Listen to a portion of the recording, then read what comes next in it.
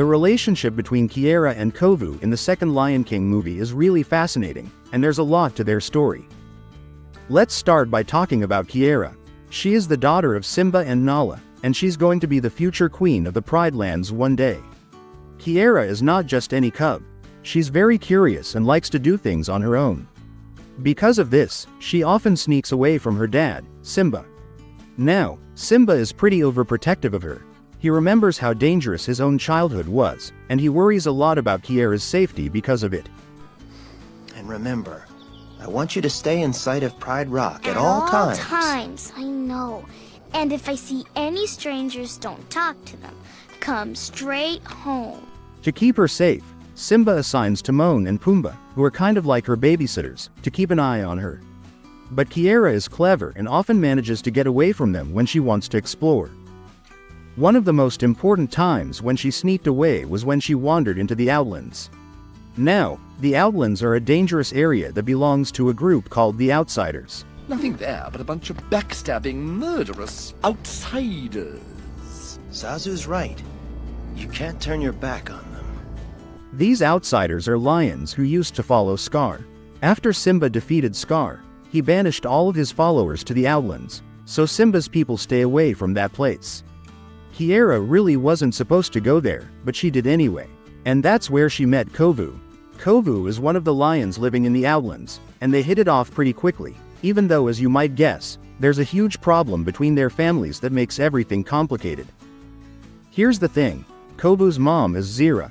She's the leader of the Outsiders and was Scar's most loyal follower back in the day. Simba really dislikes Zira and the lions from the Outlands because of their history, and he tries very hard to keep Kiara away from them. On the other hand, Zira believes that Kovu is Scar's chosen heir, meaning Scar picked him to be the next leader. Haven't you met my son, Kovu? He was hand-chosen by Scar to follow in his paw prints and become king. Interestingly, it turns out Kovu isn't even Scar's biological son. Scar just took him in, kind of like an adopted son. But because of all the bad blood between Simba's family and Zira's clan, Kiara and Kovu's friendship, and later their relationship, faces a lot of obstacles. Their families are basically enemies, and this causes a lot of tension and difficulties for them to be together. Zira is completely obsessed with getting revenge for Scar's death and taking over the Pride Lands. She comes up with a plan to use Kovu's connection to Kiara to sneak into Simba's pride. Her idea is that Kovu can get close enough to Simba to kill him, and then he would become the king. This is all part of her big plan. You thought you'd get to the daughter, and Simba would welcome you with open arms?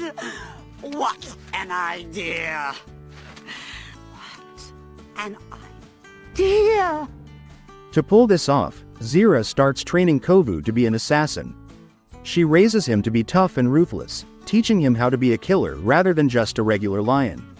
Kovu goes through a lot of pain and hardship during this training because Zira is really strict and demanding, shaping him into someone ready for this dangerous mission. Fast forward a few years, Kiara and Kovu are both grown up. Kiara is getting ready to try her first solo hunt, something really important for her as the future queen. But what Kiara doesn't know is that Zira has been planning something behind the scenes. When Kiara goes out looking for a new quiet place to hunt, suddenly a fire breaks out. She's in real danger and almost dies. But just in time, Kovu shows up and saves her. Now, this might sound like a heroic moment, but it was all part of Zira's plan. The fire, Kiara's near-death experience, and Kovu's rescue, it was all staged. The whole point was for Kovu to gain Simba's trust by showing he could protect Kiara. Once Simba trusts Kovu, he would have the chance to get into the Pride Lands and carry out Zira's real mission, to assassinate Simba and take over the kingdom. At the beginning, Simba doesn't really trust him because he's an outsider from the dangerous Outlands.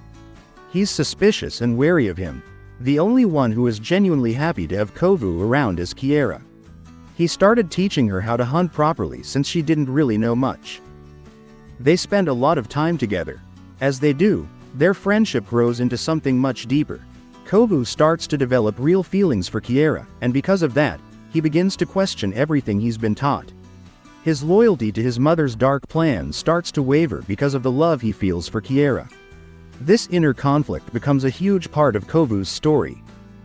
At one point, he decided he needed to tell Kiara the truth about his real mission, to kill Simba, but before he could confess, Simba took him on a special walk alone. Simba wanted to talk with him privately and figure things out. But while they were out, Zira and the other outsiders launched a surprise attack on them. During the attack, one of Zira's son, Nuka, tried really hard to prove himself to his mom by attacking Simba.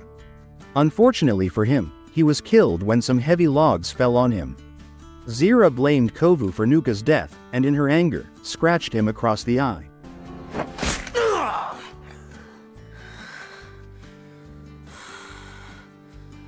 This left him with a scar that looked just like scars.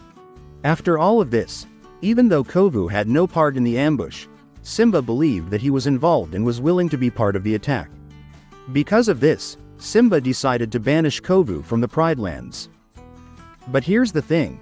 Kovu was really starting to change. He was moving away from his dark past, but Simba couldn't see that yet because of his fear and anger. Seeing how Simba was treating Kovu made Kiara upset, so she confronted her father. You don't know him! I know he's following in Scar's paw prints. And I must follow in my father's. You will never be Mufasa! Feeling hurt and frustrated, she left Pride Rock and went searching for Kovu. She eventually found him, and together they knew that if they wanted to stop all this fighting and hatred, they had to go back to Pride Rock and prevent a full-blown war. We have to go back. You're kidding. But we're finally together. Our place is with our pride. If we run away, they'll be divided forever. In the final battle, Zira and her pride, the outsiders, attacked the Pride Lands with everything they had.